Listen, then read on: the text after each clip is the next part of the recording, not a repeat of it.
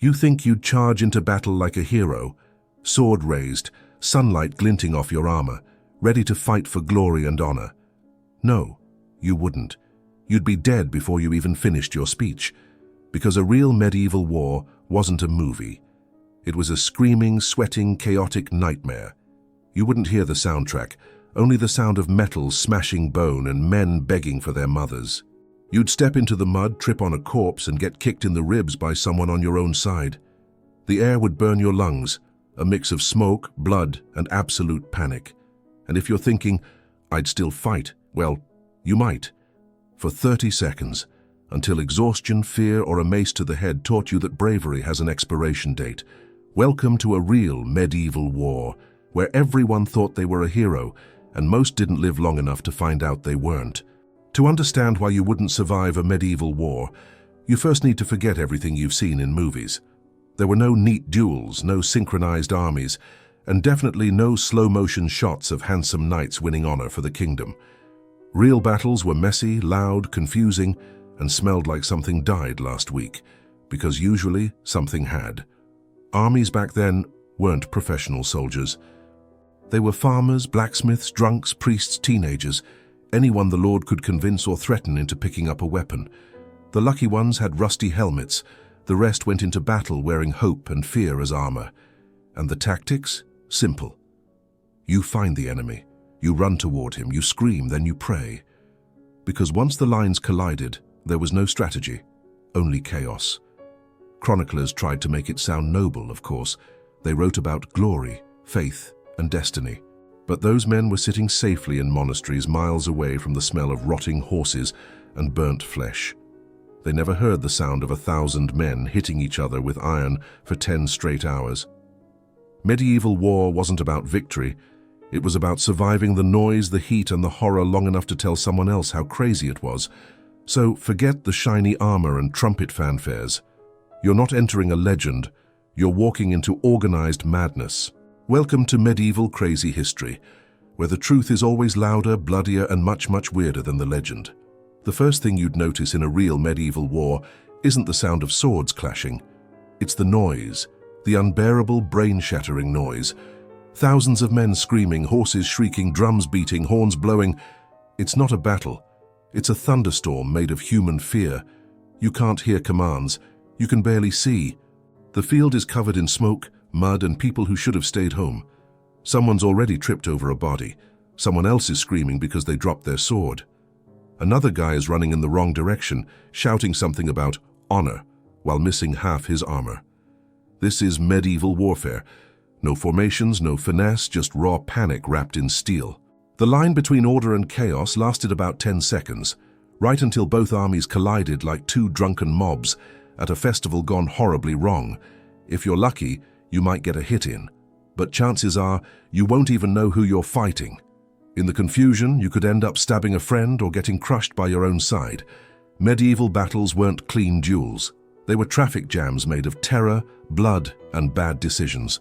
The ground was worse. Medieval fields turned into death traps after a few minutes of fighting. Mud mixed with blood, guts, and armor fragments made it impossible to move. You'd sink, slip, or fall, and once you hit the ground, that was it. Standing back up while wearing 30 kilos of metal was like trying to do yoga in a coffin. And yet the fear wasn't just physical, it was psychological. You'd realize very quickly that you weren't part of a glorious army. You were part of a meat grinder. Every sound became a threat. Every shadow looked like an enemy. Your instincts screamed to run, but if you turned your back, your own commander might kill you for desertion. Congratulations, you're trapped. After a few minutes, your body's in shock. Your arms ache, your hands tremble, your sword feels heavier with every swing. You don't look noble, you look exhausted. The enemy doesn't look evil. He looks just as terrified as you. And the battle?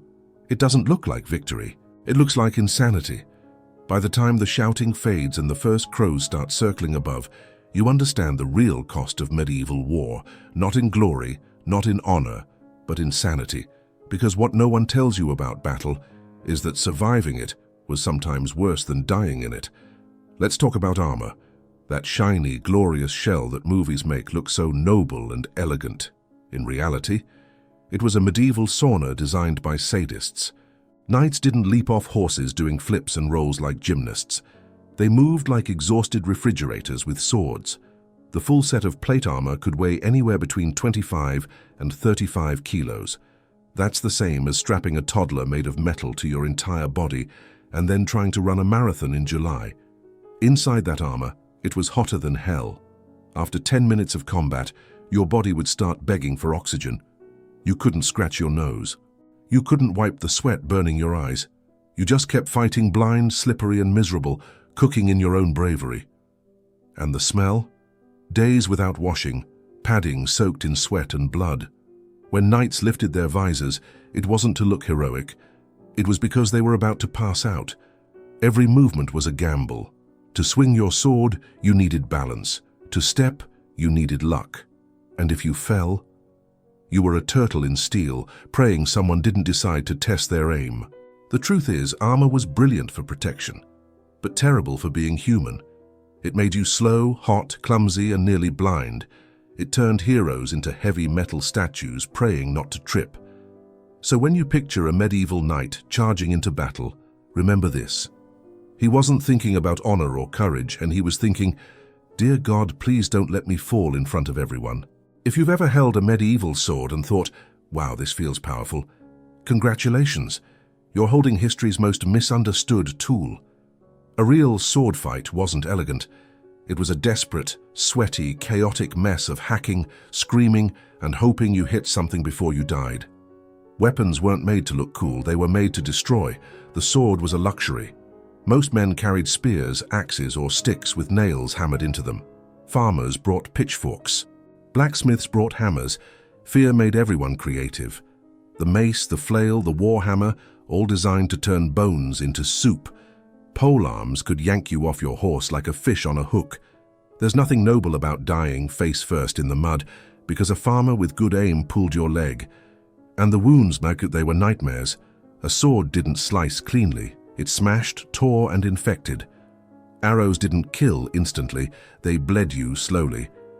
Surgeons didn't heal, they guessed. Knives, saws, and prayers, that's all they had. By the time it was over, the battlefield looked less like history and more like a horror film that forgot to end. If you could travel back to a medieval battlefield, the first thing you'd do is cover your nose, because it didn't smell like courage, it smelled like despair. A mix of rot, sweat, smoke, and fear. The sounds weren't much better. No glorious clang, just metal hitting meat.